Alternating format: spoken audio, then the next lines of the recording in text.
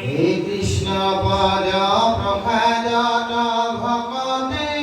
পাৱে তাক কৃষ্ণ ভকতি ব্ৰত ধৰি শ্ৰৱণ কীৰ্তন কৰি সাধু সংগয় অনুহৰি সকলে ধৰ্ম পৰি হৰি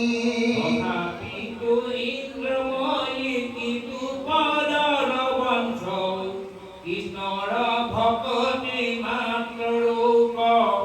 সন্মুখ সংগ্ৰাম কৰি বিষ্ণুময় ব্ৰত ধৰি